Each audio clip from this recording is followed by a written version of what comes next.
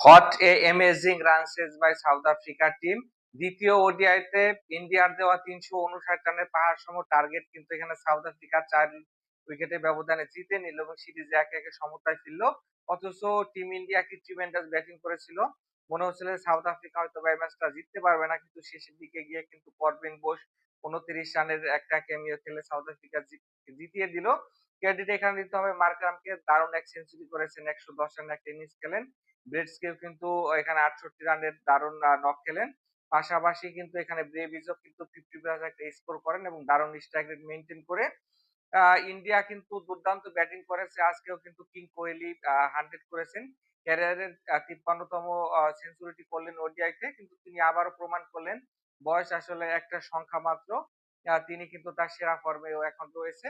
ঋতুরাজ গায়কোয়াড়ও কিন্তু এই ম্যাচে সেঞ্চুরি করেছেন। পাশাপাশি কেএল রাহুলও প্লাস একটা স্কোর করেছিল। তারপরেও কিন্তু শেষ রক্ষা হলো না। সাউথ আফ্রিকা কিন্তু সিরিজে সমতা ফিরল। সাউথ আফ্রিকা ১ম ওডিআইতে এখানে কিন্তু ৩৫০ রানের টার্গেটে ব্যাট করতে নেমে ১৭ রানে কিন্তু হেরে যায়। কিন্তু আজকে আর সেটা হয়নি। সাউথ আফ্রিকা কিন্তু চেজিং এ যে বিশ্বের অন্যতম সেরা সেটা আবারও প্রমাণ করল। ইন্ডিয়া কিন্তু ৩৫০ রানের অধিক ৩ বার তারা সফলভাবে চেজ করতে পারল।